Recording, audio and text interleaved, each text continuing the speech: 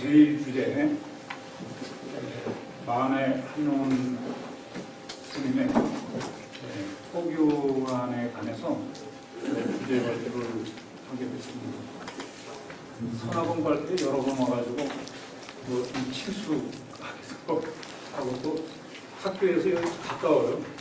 가까워서 15분이면 넘으니까 그러면서 늘 여기가 지금거리에 있는 단체고 그렇게 이제 느껴집니다. 근데 저한테 그 원고 청탁을 할 때 조선 불교 유신론을 중심으로 해서 한국 불교의 지향점에 대한 주제를 하나 좀 발표를 해주시면 어떻겠냐면 청탁을 받았어요.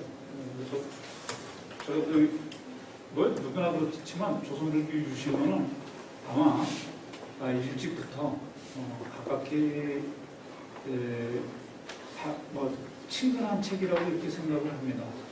저도 고3 때 제가 이 책을 처음 읽었는데 그때 강한 영향을 받은 인상이 아직도 머릿속에 남아있습니다. 윤벽산 스님이라고 천주에 마오산 수도권이라고 그러는데 거기 불교 학생회를 1학년 때부터 다녔어요. 그러다 보니까 이제 불교에 아무래도 좀 관심이 많고 이 책을 그래서 읽었는데 특히 그 개혁적인 내용이 많아서 굉장히 인상이 깊었던 걸로 생각이 됩니다. 저는 근데 본래 제 전공은 근현대 불교사가 아니고 중국 불교 중에서도 법화천태 사상이 제 주전공이에요. 근데 원래 저 청품이 부족해서 학자적 자질은 그렇게 뛰어나다는 생각을 하지는 않고 공부를 했으니까 학위는 받아야 되겠다 이래서 학위를 받고 제가 여러분들 잘 알다시피 현대불교 신문사라고 창간 멤버로 참여를 해서 현대불교 신문사에 제가 한 3년 거의 2년을 가지고 있습니다. 그러다 보니까 자연스럽게 근현대 한국 불교 현상에 관해서 많은 관심을 가지게 되고 또 그것이 인연이 돼서 한국 종교학회, 특히 한국중앙연구원을 중심으로 활동하는 종교학자들과 교류를 하면서 근현대 한국 불교 현상에 관한 논문을 본의 아니게 다수 발표를 하게 됐어요. 그러는 와중에 만해 스님에 관한 논문도 자연스럽게 쓰게 되지 않았나 이런 생각을 합니다. 그런 점에서 사실은 이 주제는 평소에 관심을 가지고 있었고 이사장 스님이 이뻐서 시킨 거라고 생각을 합니다만 사실 바쁘긴 바쁜데 이 주제 뭐 하나 쓰라 그래서 제가 냉큼 받아 먹었습니다. 주어진 시간은 그렇게 많이 두시지는 않았어요. 뭐 이렇게 쫓기셨는지. 근데 평소에 제가 관심을 많이 가지고 있고 또 만해 스님에 관해서 시간이 있으면 논문을 써보고 싶은 불교학적인 주제들이 여러 개가 있는데 그러다 보니까 자료는 제가 평소에 다 나오는 대로 가지고 있기 때문에 자료를 수집하고 그러는 시간은 사실 전부 다 좀 절약이 됐다 이렇게 볼 수가 있습니다. 그동안에 여러분들이 알다시피 만해에 관한 논문은 문학을 주제로 하는 것이 아마 대다수라고 볼 수가 있고 근자에 이제 불교사 유관 논문, 그 다음에 불교 사상 관련된 논문이 몇 편 발표가 됐습니다. 포교와 관련된 논문은 제가 처음이 아닌가 생각을 하는데 이게 이제 토대를 깔아놓으면 머리 좋은 또 학자들이 나와가지고 더 발전 심화시키지 않을까 이런 생각을 하고 있습니다. 제 논문은 크게 가보면 그 유신론 탄생의 역사문화적 배경하고 그 다음에 이제 그 포교의 목적, 포교의 당위성 관련된 이런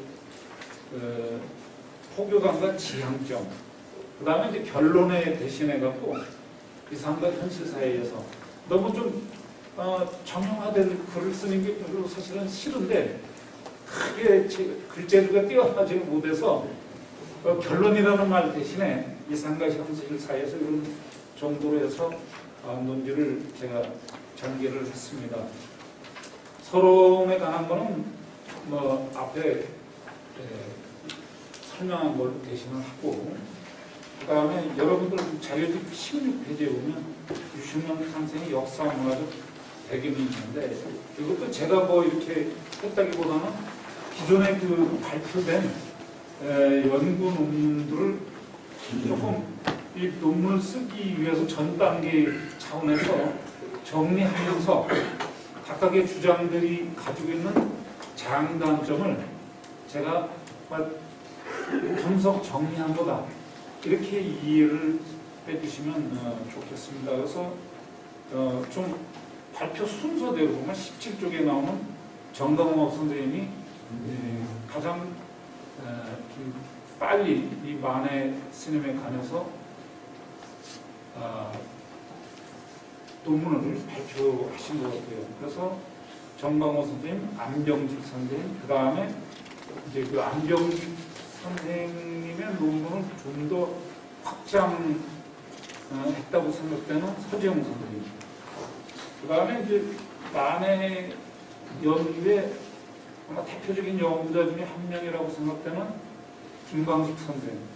근데 김광식 선생의 그 논문에는 이런 그 배경에 관해서 아주 간략하게 설명이 되어 있어요. 왜 그런 거 아니?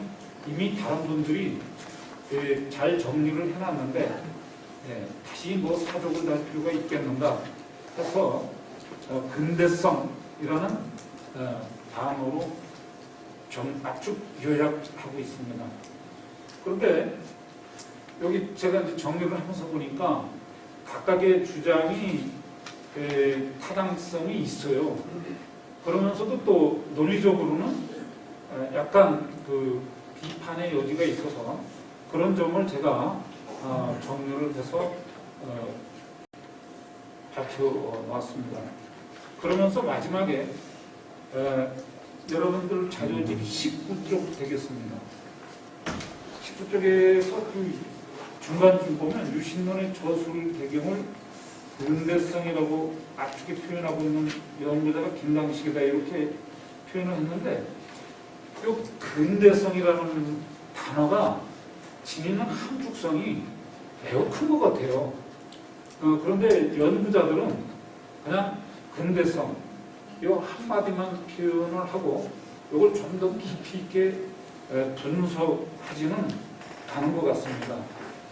그런데 근대성이라는 단어 속에 사실은 자율성과 타율성이라는 개념을 가지고 접근을 해보면 우리 입장에서 특히 이 동북아 중에서도 중국과 한국 입장에서는 매우 타율적이고 자율성이 배제되어 있다, 이런 점을 발견을 할 수가 있어요. 그런 점에서 본다면 그 시대의 뭐 사상가나 정치가들 입장에서는 매우 곤혹스러운 시대적 상황이 아니었을까, 이렇게 이제 생각을 합니다. 선택의 여지 없이 근대성을 수용하지 않으면 안 된다는 점을 제가 강조하기 위해서 중국의 근대화 과정에서 많은 근대 계몽주의 사상가들이 활동을 했고, 그 활동에 대해서 분석한 근대 중국 근현대 사상가들의 논문을 참고를 해서 뒤쪽에 제가 정리를 했습니다. 서구 문명의 영향이 얼마나 큰가를 대표적으로 설명을 하는데, 중국의 불교가 들어와서 2000년 가까운 시간이 지나도 변화시키기 힘들었던 중국 문화를 서양 문화는 단 80년도 안 돼서 서양 문명을 수용하지 않으면 견딜 수 없는 그런 상황까지 만들었다는 거죠. 그래서 선택의 사항이 아니라 생존의 문제였기 때문에 중국의 기존 문명을 문화적 체계를 모두 포기하고 서양 문화를 일방적으로 받아들일 수밖에 없었다는 거예요. 그런 점에서 그 만해 스님이 많은 영향을 받은 분 중에 하나로 알려진 양계초, 이런 분들의 인식도 크게 다르지는 않습니다. 그 중국의 지식인들도 우리나라보다는 조금 더 앞섰던 것 같아요. 아편전쟁을 통해서 중국 문화가 허물어질 때 성리학의 천년시대가 끝나는 겁니다. 문명사적으로 보면. 그러면 성리학이 끝나면서 중국이라는 나라가 어떻게 해야지 갱생할까에 관한 고민들을 하기 시작하고, 그런 고민 속에서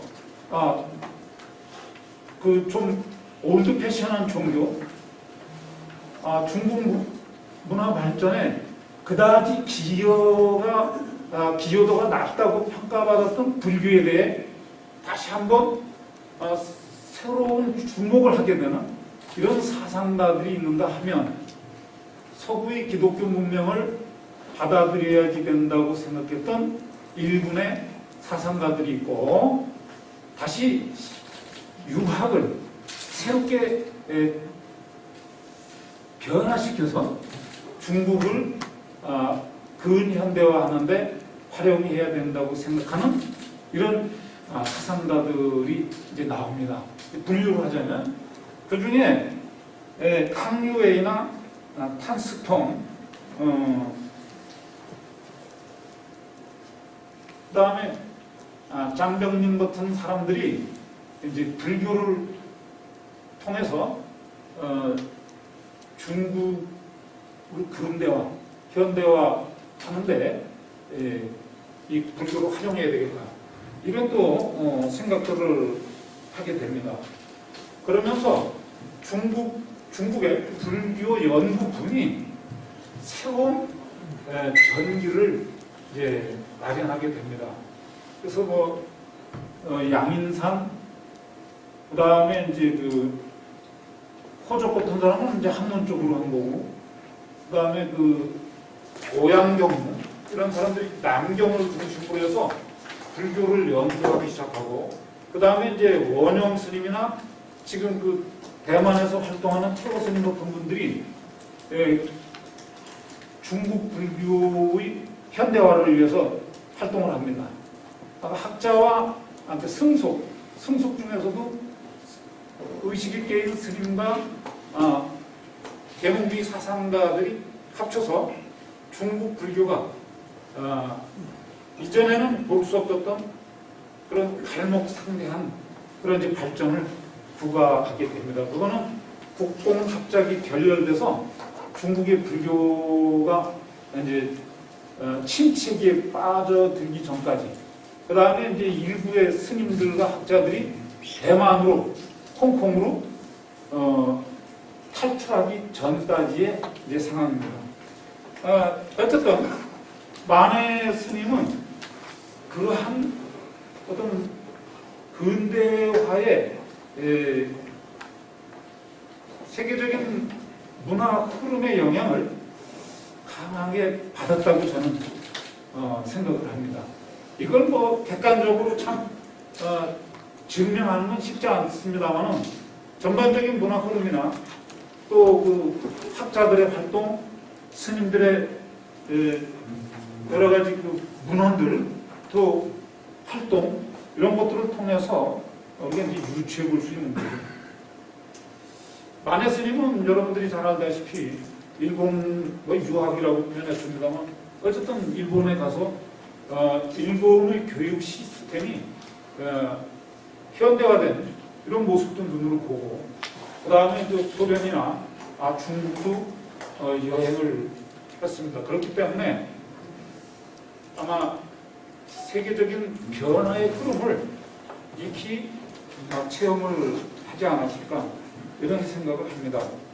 그런 점에서 그러한 만해의 입장이 조선불교 유신론을 비롯한 만해의 많은 논설에 잘 나타나 있다고 생각을 합니다. 제가 오늘 발표 주제는 포교관인데 사실은 조선불교 유신론에 나타난 만해 스님의 포교에 관한 입장은 아주 간촐합니다. 그런데 이것이 여러분들 그 자료집 22페이지 거기에 보면 알 수 있듯이 시간이 흐르면서 좀 더 구체화되고 또 사상이 좀 더 심화되는 것을 알 수가 있습니다. 자, 그래서 오늘 저 핵심 주제는 이 주제이기 때문에 이 주제는 제가 조금 중요한 부분을 읽으면서 제 발표를 대신 하고자 합니다. 그 22조 조선불교 유신론의 포교관과 제한점. 유신론에는 포교라는 항목이 별도로 설정되어 있는데 그만큼 포교의 중요성을 인식하고 있었다는 사실을 반증합니다. 이후 1931년 10월 불교 88호에 발표한 조선불교의 개혁안에서는 경론의 번역과 대중불교의 건설이라는 항목에서 포교에 대한 필요성이나 유관 내용을 찾아볼 수 있습니다. 또한 동년 8월 불교 86호에 실린 불교 청년 총동맹에 대해라는 글에서도 사회적 진출의 필요를 강조하는 내용이 있는데 여기서도 포교에 대한 만해의 입장을 엿볼 수 있습니다. 이러한 내용을 중심으로 해서 제가 오늘의 주제에 관한 내용을 정리를 했습니다. 23쪽으로 넘어가서 포교의 목표가 당있었는데 이건 읽으면서 제가 발표하도록 하겠습니다. 유신론에 의하면 만해가 포교를 주창하게 된 원인 중에 하나는 사회적으로 불교가 천대받고 있는 현실에서 출발하고 있습니다. 오늘 세력이 없어서 경멸받는 조선 승려의 자리에 있는 사람으로서는 미상을 한번 연구해 볼 필요가 있는 것 같다고 전제하고 있습니다. 만해의 고백처럼 세력을 좋아하는 것, 세력이 의지하는 것이 문명인의 다른 자세는 아니지만 현실적으로 그런 점을 무시할 수 없었으며 결국 조선시대의 불교는 세력이 없어서 경멸을 받는 것이라고 보았습니다. 또한 세력이 부진한 원인은 가르침이 포교되지 않은데 원인이 있다고 인식하고 있습니다. 세력의 존보가 사회적 영향력의 크기를 가늠하며 그것은 결국 포교와 직결되어 있다는 점에서 매우 현실적인 인식이라고 볼 수 있습니다. 제가 표현은 이렇게 했습니다만 이주의 숭료불 정책이 사실은 한국 불교가 질이 멸렬해서 스님이 인식할 이 시대에 오면 사실 포교니 뭐니 할 게 없죠. 그러다 보니까 스님은 이걸 아마 세력의 유무 문제로 인식을 했던 게 아닌가 이렇게 생각을 합니다. 자, 좀 한 센텐스 건너뛰어서 이상과 같은 만해의 포교에 대한 인식은 당위성을 강조하는 것이라고 볼 수 있으며 진정한 의미에서 포교가 필요한 이유라고 볼 수는 없습니다. 포교를 통해서 가르침을 전파하고 그 가르침을 통해 세력을 형성하며 그 세력을 기반으로 불교적 가르침을 확장하고 마침내 불교적 가치를 구현하는 사회를 건설할 수 있다는 의미에서 포교가 중요하며 다른 무엇보다 필요한 일이라는 직접적인 언급을 찾아볼 수는 없습니다. 다만 만해는 종교에서 특정한 교의를 의미하는 가르침을 종교적 의무의 산과 종교적 세력의 산이 함께 나아가게 하는 원천이라고 언급하고 있습니다. 부연 설명이 없어서 명확하게 이해했다고 볼 수는 없지만 필자는 특정한 종교의 가르침을 통해 구성원이 종교적 가치를 실천하고 특정한 교단을 형성해 공동의 가치를 완성하기 위해 노력하기 때문에 원천이라고 정의한 것은 아닌가 이렇게 생각을 합니다. 불교 유신론에서는 포교의 목적에 대한 직접적인 언급은 찾아보기 어렵습니다. 다만 만해가 남긴 다른 논설문을 통해 다소나마 유추해 볼 수가 있습니다. 1931년 간행된 불교 87호에 실린 불교 유신회란 논설에서 만해는 어느 종교든 종교라고 명목한 이상에는 창생의 구제를 목적하는 것은 물론인데 이미 창생의 구제를 목적할 것 같으면 세상을 떠나 세상을 구할 것이 아니라 세상에 들어와서 세상을 구할 것이니라고 자신이 보는 종교의 존립 이유와 포교가 종교의 기본 의무 중에 하나임을 언급하고 있습니다. 나아가 종교는 사람을 초월하는 것 같으나 기신은 사람을 참 사람으로 되게 하는 것이며 사람을 참 생명으로 인도하여 참 생활을 하게 하는 것이다 라고 종교의 사회적 기능에 대해서 피력하고 있습니다. 안경 좀 잠깐 바꿔서 이게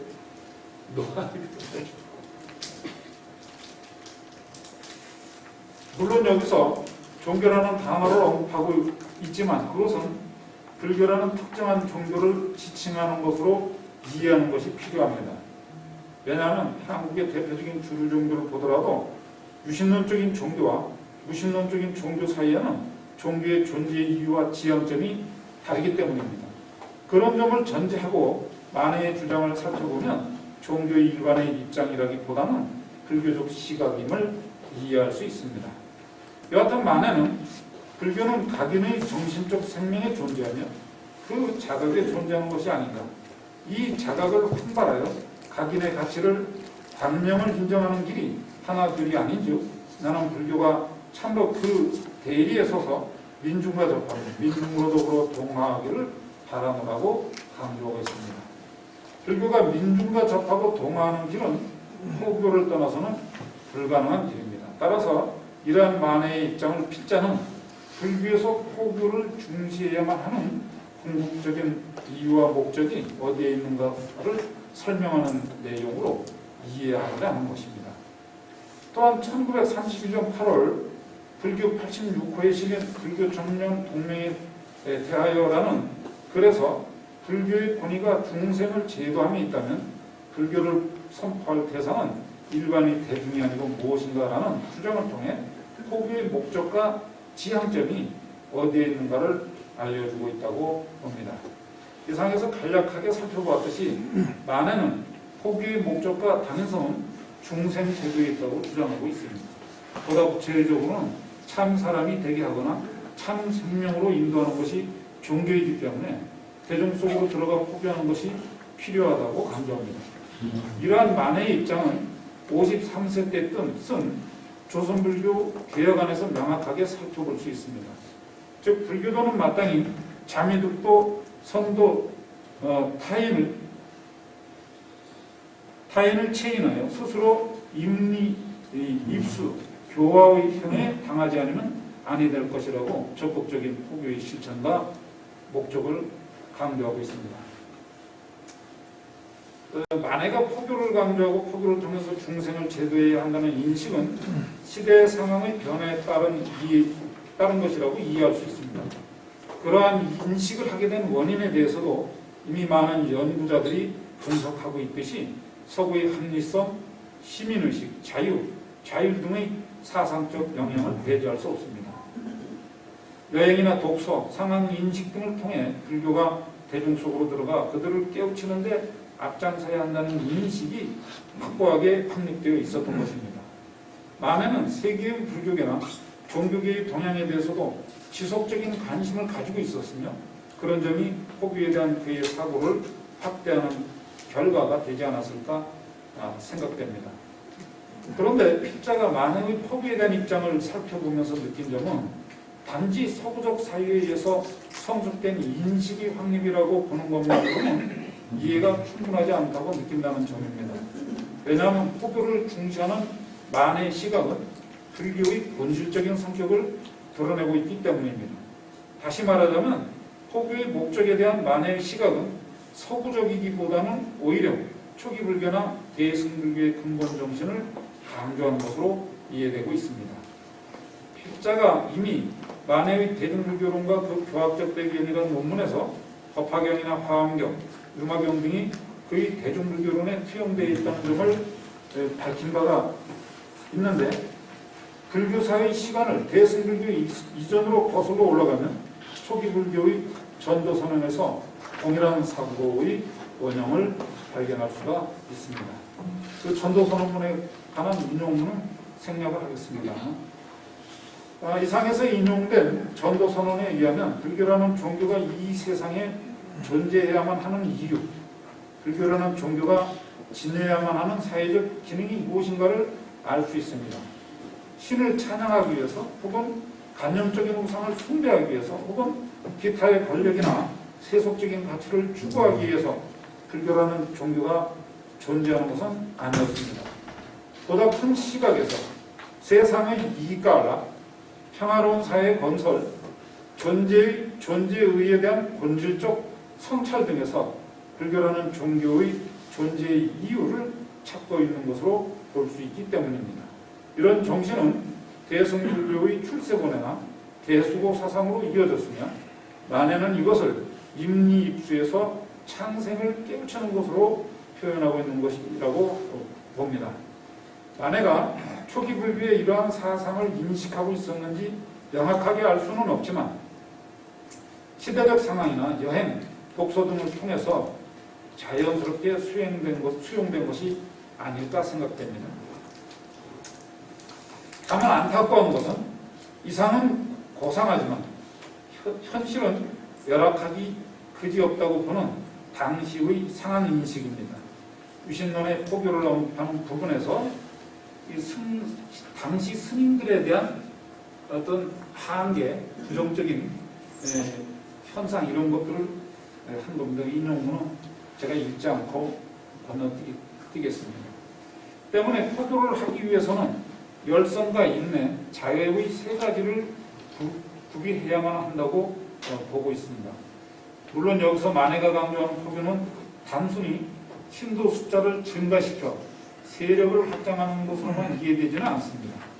포교를 하기 위해 갖춰야 하는 세 가지 조건은 교육과 수행을 통해 확립된 신념에 없어서는 불가능하다고 생각되기 때문입니다. 불교적 가치가 무엇인가를 철저하게 교육시켜서 일생을 헌신하더라도 후회하지 않을 정도의 신념을 지니지 못한다면 세 가지 조건을 통해서 타인의 삶에 들어가 행복을 공유하는 것은 더더욱 쉽지 않은 일입니다. 그렇게 본다면 선물을 나누기는 쉽지 않지만 불교적 가치를 철저하게 교육하여 출가자 내지 포교사를 양성하지 않으면 안 되는 것입니다. 다만 안타까운 점은 그러한 일에 대해 만해는 구체적인 언급을 남기고 있지 않다는 점입니다.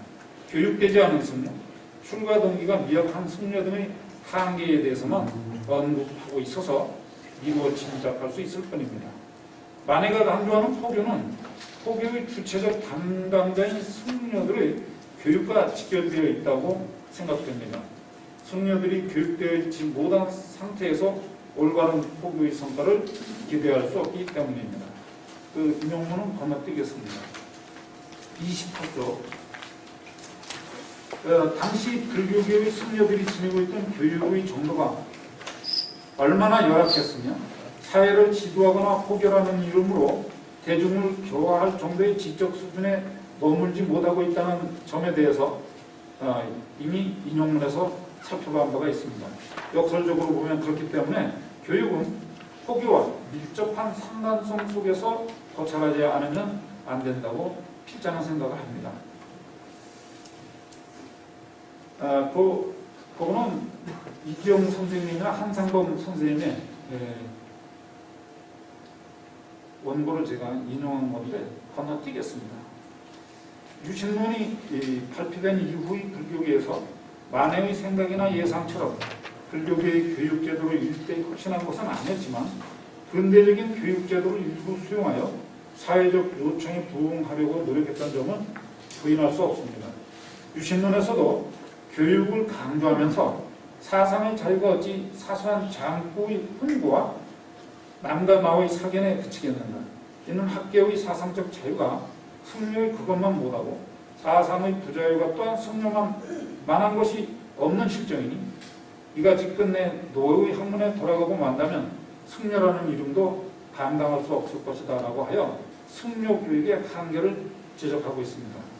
전통적인 승려 교육이 불구하게 집중되어 있고 그것도 사자상승의 전통에 묶여 자유스럽지 못함을 비판한 것으로 이해할 수 있습니다.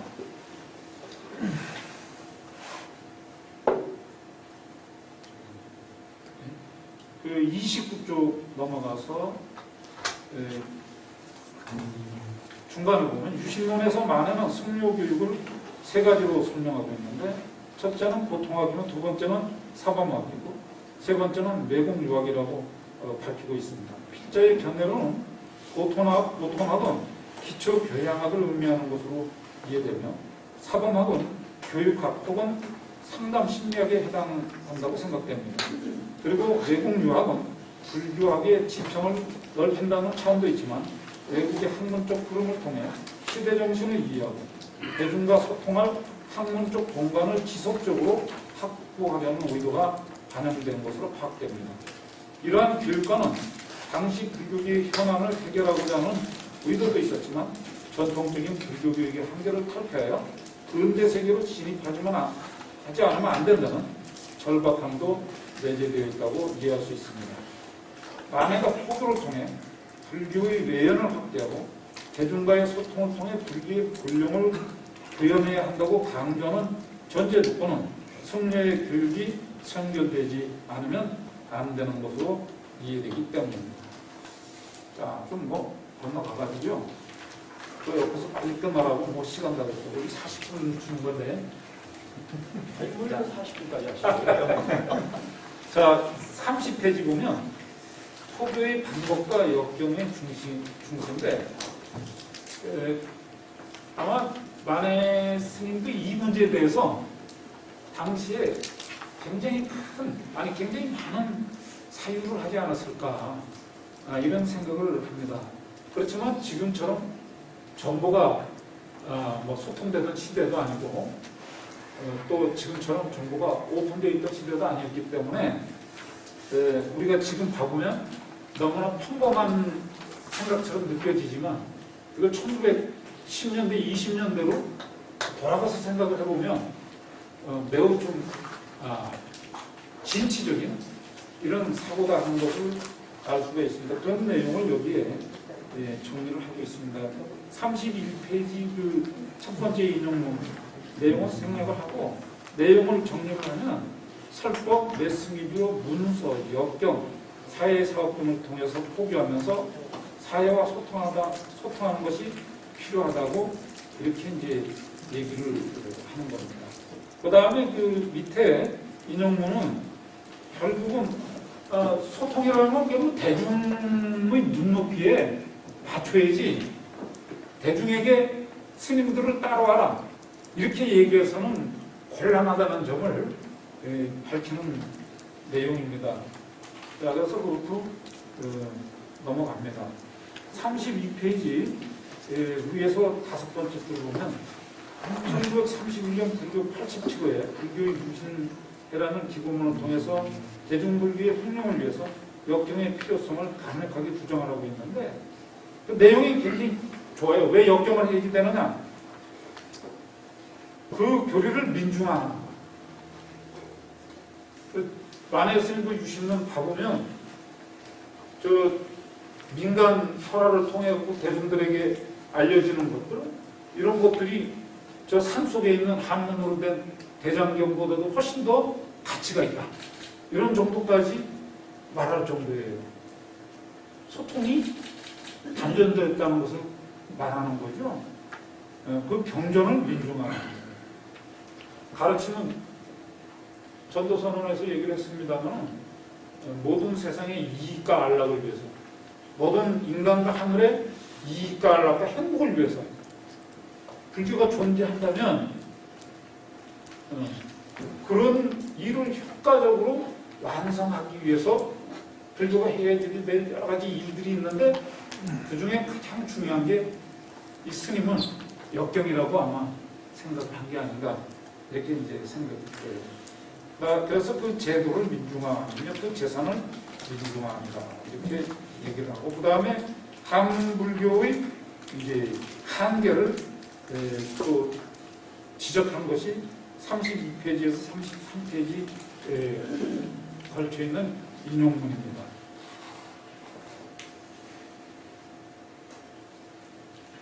여기서 거기 잠깐 봐보면 따라서 불경을 번역하는 것이란 결국 불교 교리 시대의 사고에 적응한 점을 많이 지적하고 논하여 반대 심원한 불교 교리 중생을 제도하는 방편에 있어서 갖추지 않으며 없는 것을 일반에게 알려주는 것이 가장 필요한 것이라고 이렇게 강조하고 있습니다.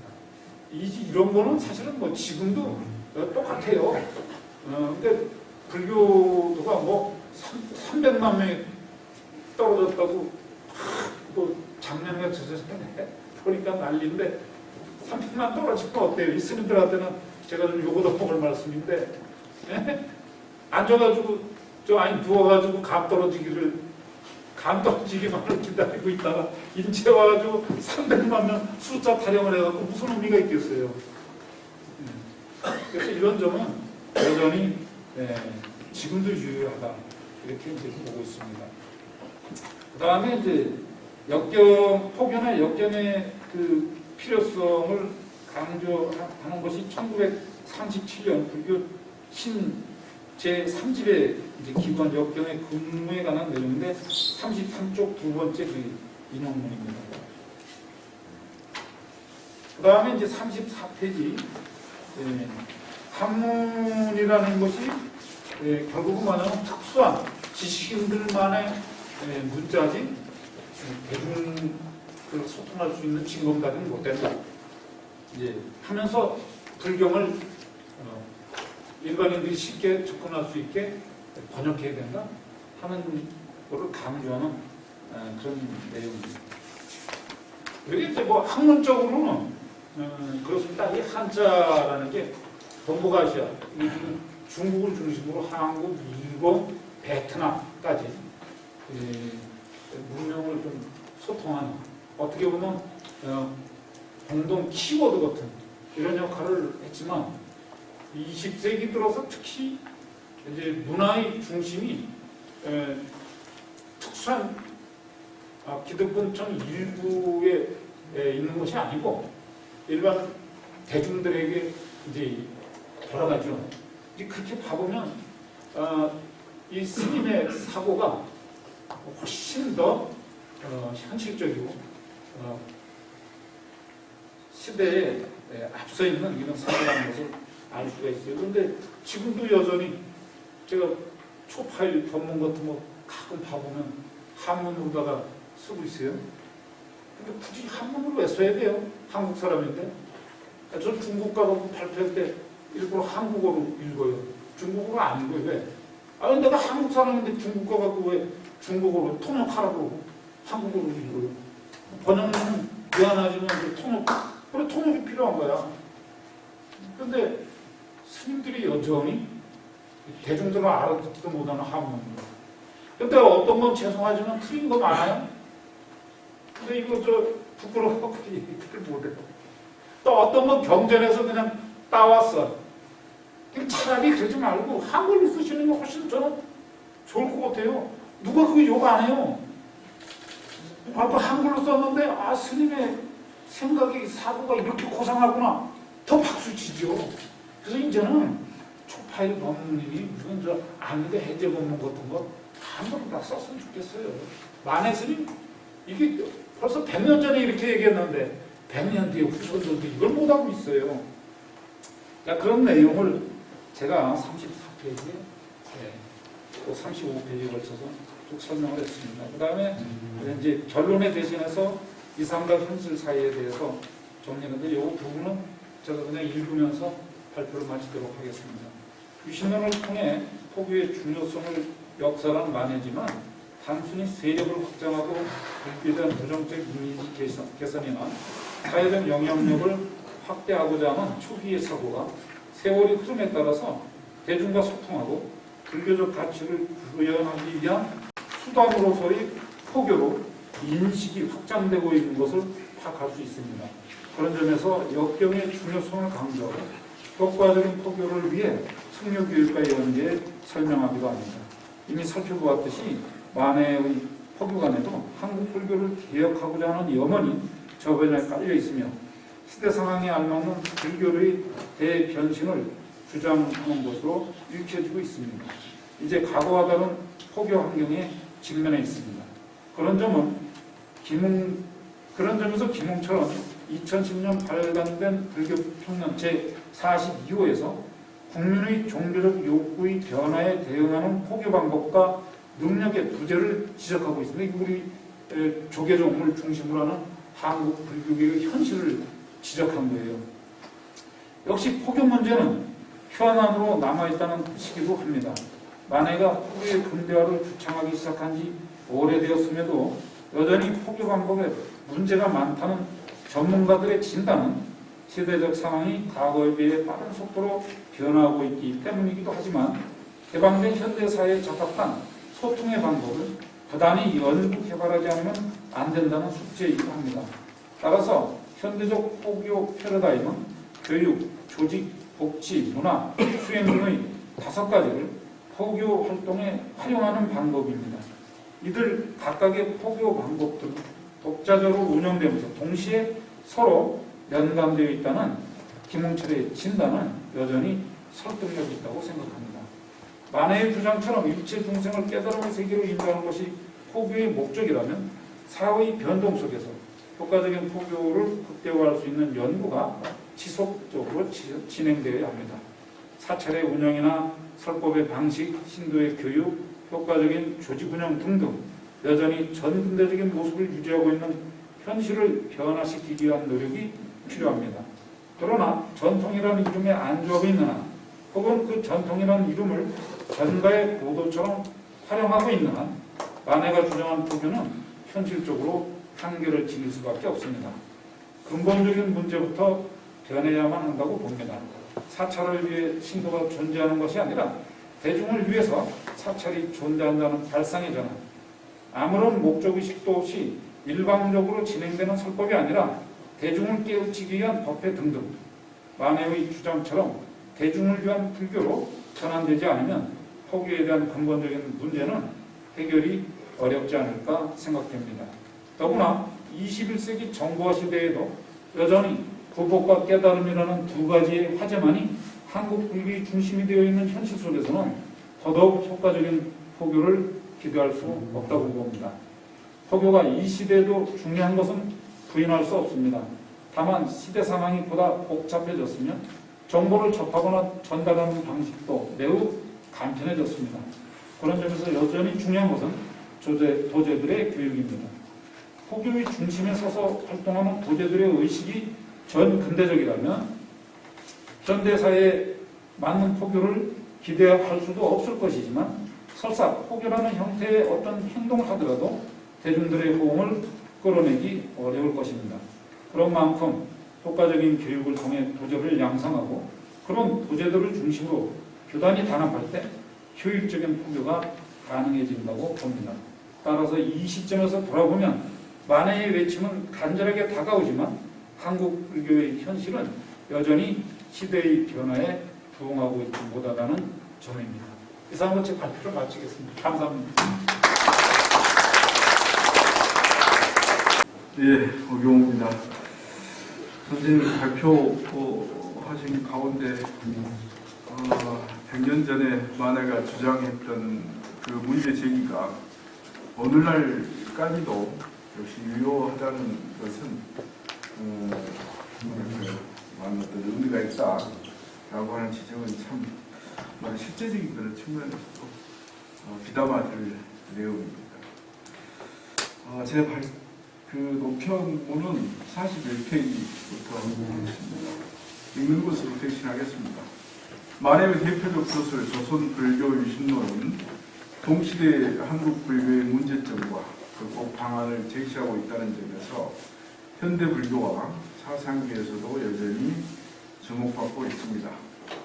발제자가 조선 불교 유신론을 대상으로 포교관의 핵심, 포교의 방식, 포교를 통해 지향하고자 했던 불교적 가치를 규명하고자 한 시도는 실사구시적 측면에서 동의합니다. 특히 우리는 만해를 통해 배울 뿐만 아니라 우리 시대의 불교를 염려하고 계획해야 하는 것입니다. 단순히 어떤 책상에서만 거론될 문제는 아니라고 하는 거죠. 발표자는 이 글의 서문에서 유신론에 나타난 포교관과 그에 대한 만의 입장과 지향점이 무엇인가를 살펴보려고 한다고 했습니다. 그동안 학계는 너나 할 것 없이 발표자가 이미 언급했듯이 일제강점기 불교계와 개혁, 근대, 서구 등이 화두였을 뿐 정작 고대나 고려에서 막이내린 불교의 대중화를 위한 만해의 포교에 대해서는 소홀히 하였습니다. 어찌 보면 한국 불교의 정체성을 대면할 수 있는 핵심과 본질을 놓칠 수밖에 없었다는 생각도 듭니다. 만해의 포교로는 한국 불교의 전통성과 결부시켜 고려해야 하는 것이 필수이기 때문에 개혁성만으로는 객관적인 평가가 이루어지기는 어렵습니다. 대부분의 어떤 학자들이 마치 개혁을 만의 어떤 이미지로만 생각을 하고 있는 점을 다시 한번 생각해 볼 필요가 있지 않을까 이런 생각을 해봅니다. 만해는 교육이 포교의 청정이라고 강조하였습니다. 지혜, 사상의 자유, 진리를 생명으로 한 교육은 포교의 진전과 수준을 결정짓기도 합니다. 다만 당시 모두가 지상 최고의 화두로 인정하고 있었던 개혁을 기초로 한 포교론이 절대적이었는가 하는 것입니다. 유구한 역사를 지니고 있는 선과 교육이 과연 낙후된 것인가? 시대정신의 개념은 한 시대의 문화적 소설에 공통되는 인간의 정신적 태도나 양식 또는 이념이다.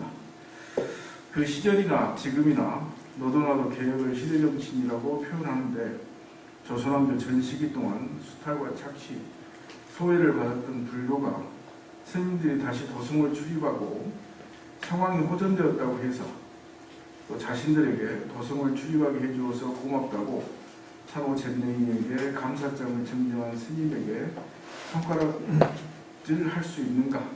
후진적이고 원시적 요소가 많았고 뜯어 고쳐야 할 대상인 것만은 사실이지만 우리 불교는 그 틈바구니 속에서도 살아나왔습니다. 핵심은 그 시절 우리 불교는 너무 허둥댔으며 지금도 개혁을 향해 졸서기하고 있지 않은가 생각해 볼 만한 문제입니다. 개혁이라는 명하에 양법 미제가 사라질 수도 있기 때문입니다. 직접적으로 어떤 발표문에 대한 문제 제기나 도발이라든가 그런 것은 아닙니다. 일제강점기라는 시대 상황, 일제의 침략과 지배, 조동종 맹약과 사찰령 사이에서 민족불교의 절대적 구현, 전통불교의 회복이라는 명제 앞에서 만해의 포교가 지닌 건지는 무엇인가? 그가 외친 항의와 독립운동만큼이나 불교 개혁 역시 한국 불교의 정체성을 기반으로 한 포교입니다. 특히 한국 불교의 낙후성을 적극적으로 지적했던 만해이고 보면 그 이전의 불교가 견뎌왔던 세월을 망각하고 그저 앞으로만 내달리고 싶었던 것은 아닌가. 만해의 행적을 읽다 보면 이율배반적인 퍼즐이 맞춰질 만도 하지만 과거를 잊은 채 현재와 미래만을 생각했을 수도 있겠다는 생각이 듭니다. 굳은 땅이 아닌 진흙탕에서 도약하기 어려운 것처럼 그런 생각을 좀 해봅니다. 마지막으로 일치한 질문입니다만은 만해의 포교론 가운데 오늘날에도 주목할 만한 그런 요소가 있다면 어떤 것인지 한번 여쭤봅니다. 이상입니다. 간단하게 말씀드리면 이제 중국 불교 전문가 중에 아서라이트라는 사람이 있어요. 이 평생 중국 불교를 연구하는데 통시적인 차원에서 특히 명청대에 가면 중국 불교가 쇠락하고 대중들의 지지로부터 점점 멀어지다가 나중에는 도사들이 담당하던 그런 제2불교를 담당하는 그런 불교를 겨우 명맥을 유지를 하게 됩니다. 게다가 보니 많은 사찰이 스님이 없어서 폐허가 되고 결국 1900년대 들어서 장지동 같은 사람은 서구의 근대교육 제도를 중국에 수입하면서 폐허된 사찰에 학교를 만들자 이제 이런 얘기를 하거든요. 불교가 살아남았다 그래서 살아남은 건 아니죠. 자기 정체성이 상실됐다는 뜻입니다. 자기 정체성이 상실된 종교는 껍데기는 유지할지 모르지만 미안하지만 알맹이는 지속적으로 보존하기가 어렵다 하는 것을 얘기를 하거든요. 그런 점에서 본다면 만해 스님의 조선불교 유신론은 한국불교에 똑같이 적용할 수 있는 것이 아닌가 이런 생각을 해봅니다. 조선시대에도 불교가 있었죠. 또 그 불교가 불교가 아니다라고 지명하고 또 부정할 수는 없어요. 그렇지만 그 불교 전통이 정체성이 올바른 불교였느냐? 라고 우리가 한번 반성적으로 생각을 한다면 또 반성적으로 연구를 해야 됩니다. 그런 점에서는 여전히 논란의 여지가 있어요. 저는 한국 불교가 갱생하기 위해서, 더 발전하기 위해서는 그런 점을 명확하게 짚고 넘어가는 자세가 필요하다 이렇게 생각을 합니다. 그런데 그러지 못하기 때문에 이 시점에 와서 특히 다종교 형식인 이 시점에서 보면 불교가 서 있어야 될 공간이 점점 줄어드는 것이 아닌가 이렇게 생각을 합니다. 그 질문에 관한 내용인데 만해 스님의 그 포교관 중에서 재밌는 게 전도선언 얘기를 했습니다만 불교의 근본 정신을 되찾자, 근본 정신으로 되돌아가자 이걸 말하고 있는 거라고 생각이 들어요. 그런 점은 이 시점에도 여전히 유효한 말씀이다라고 생각을 합니다. 사실은요, 포교라는 것이 무슨 세티스트들이 자기 세력을 확장해갖고 뭐 하는 이런 포교가 되서는 안 된다고 생각을 해요. 신천지처럼 무슨 해가지고 다른 사람들 비판하고 싸우고 그래서 이 인간의 인간성을 갖다가 도구하는 이런 포교가 아니고 만해 스님처럼 참 생명, 참기를 가르쳐주는 이런 포교. 이런 말씀은 이 불교의 전도선언에서 얘기하는 인천의 이익과 안락과 행복을 위해서 성단이 나가야 된다는 이런 가르침하고 저는 조금 더 다르지 않다고 이렇게